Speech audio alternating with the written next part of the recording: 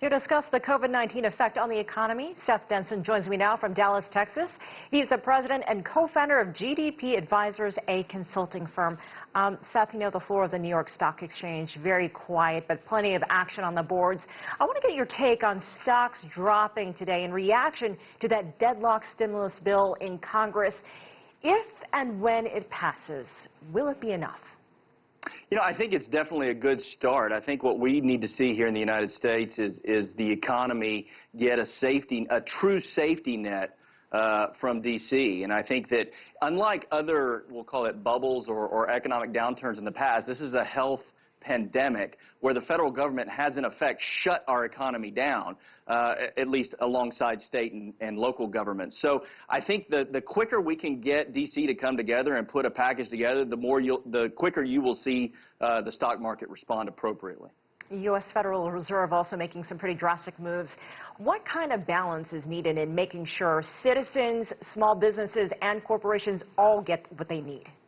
Yeah, I think that, you know, so much of our economic system is founded in the small business arena, and I think if we were to target specifically an area where we need to focus attention, there's no question that it's to small business owners. And while I can appreciate what Congress is trying to do in creating stimulus to go to everyday Americans, what we need to do is secure their paychecks, because, you know, you've got some sectors of our economy that aren't suffering right now. And so to kind of paint with a broad brush our entire economic output, I think is not the appropriate way to go about this. So if you can get Congress to come together on a package in alignment with what the Fed is trying to do to infuse liquidity into the market, I think we would see this thing turn around, at least stop the fall. You know, COVID-19 is a wave making its way around the world. As countries begin to recover, industries and supply chains come back, do you think we'll see a recovery in the global economy? Will that be a wave as well? Yeah, you know, I've said from the beginning that the faster the fall, the bigger the bounce.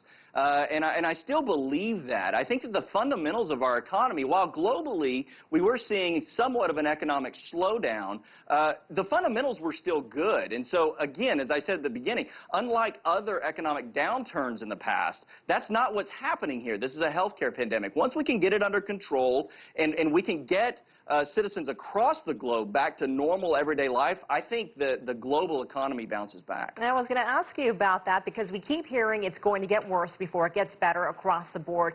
But we're seeing the hospitality industry getting hit, airlines, hotels, and then you see Boeing and other companies, you know, we could see them lay off workers soon. Will we only see improvement once the virus is under control? I think you did mention that. Yeah, I think that to think that we're going to see a massive bounce back of the overall economy until there is a control of this situation, I think is naive. And matter of fact, I speak to doctors on a regular basis throughout the day, and what they're telling me is the biggest challenge of this is the unknown. If we can get the unknown into the known, where there is a definitive end to this, I think the economy will respond in a positive way. All right, Seth Denson, thanks so much for your insight. We appreciate you joining us from Dallas, Texas.